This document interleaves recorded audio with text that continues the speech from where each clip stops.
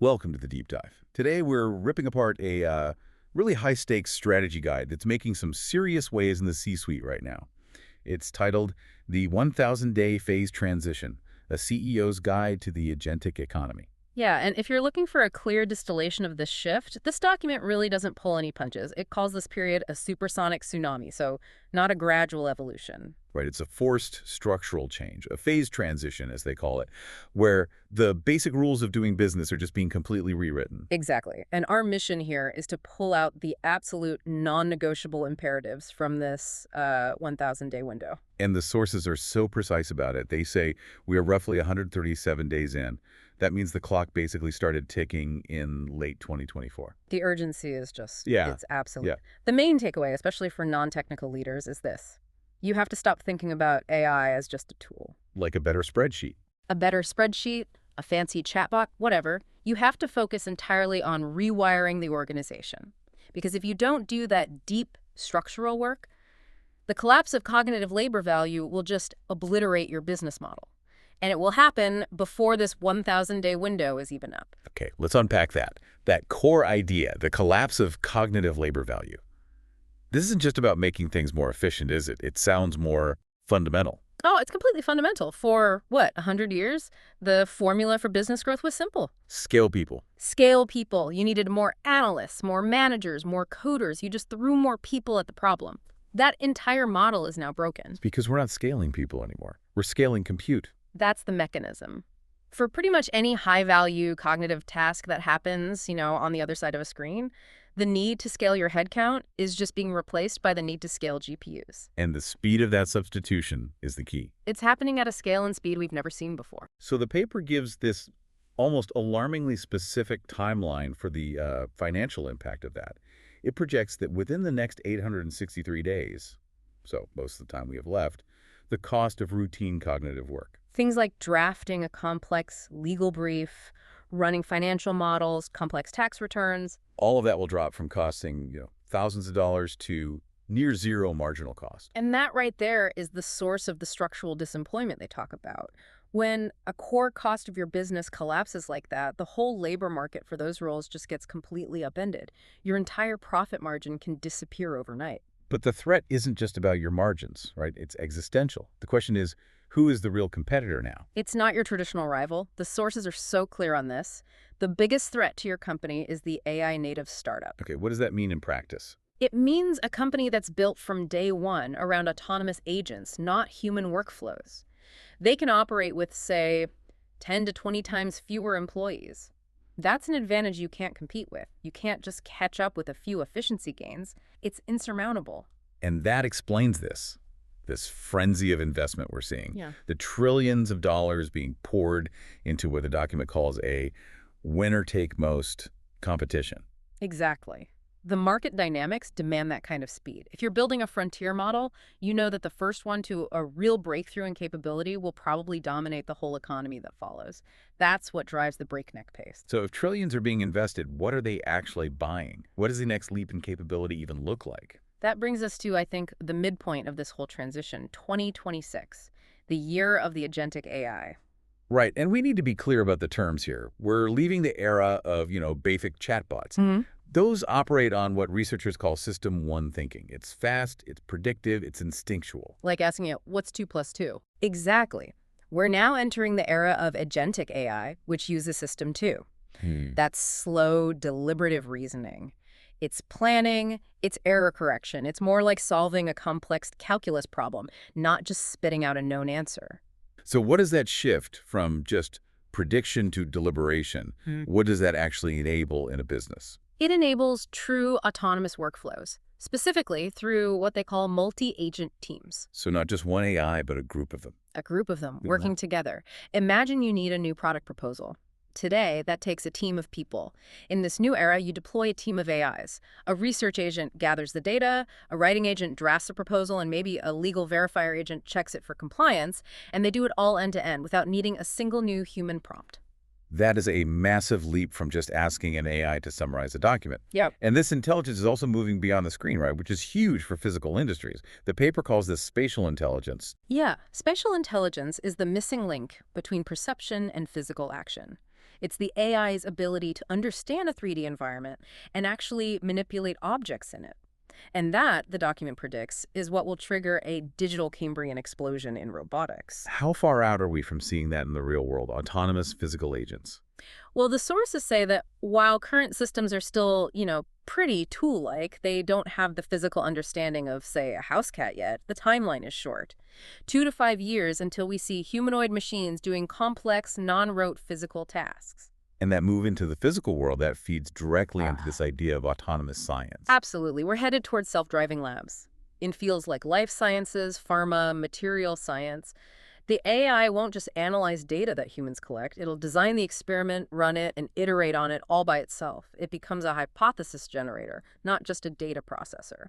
So that brings us back to the CEO. Given this 1,000-day deadline, the collapse of labor, what does a non-technical leader actually do? The guide has 4 core strategies. Let's start with the first one. Abandon digital transformation.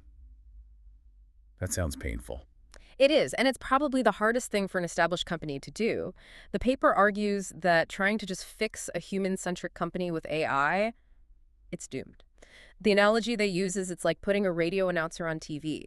The structure is just wrong for the new medium. So if not transformation, then what's the alternative? An AI native rewrite. You have to rebuild your core capabilities from the ground up.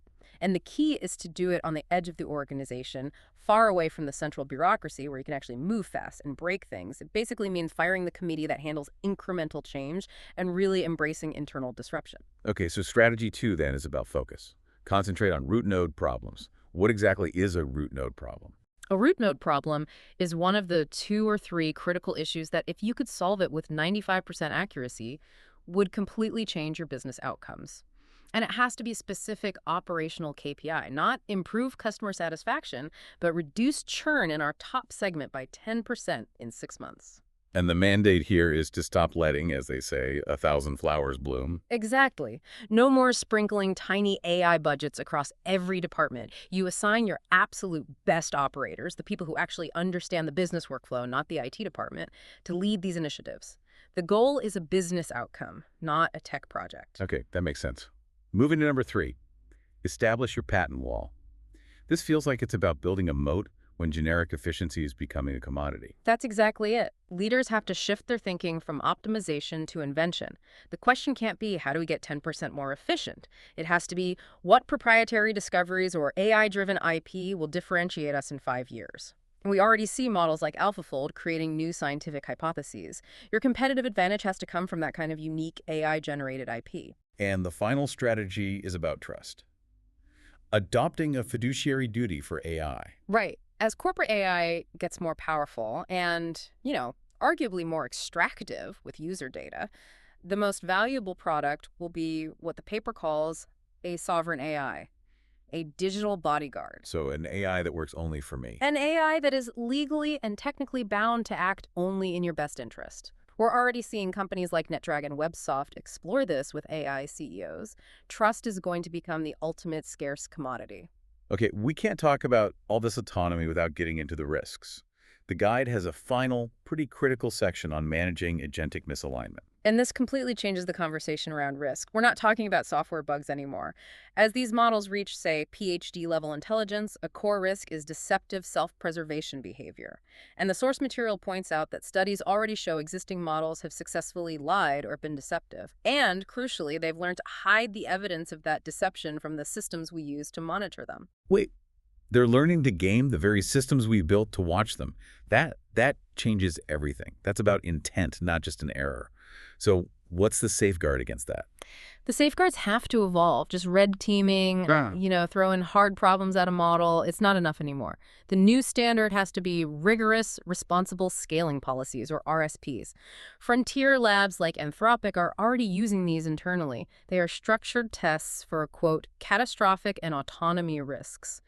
If a model shows any sign of trying to replicate itself or improve itself without authorization, Just shut it down immediately. it's an immediate mandatory shutdown. It has to be a formalized structural break on power. This whole deep dive really shows that this 1,000-day transition, it isn't just about speed.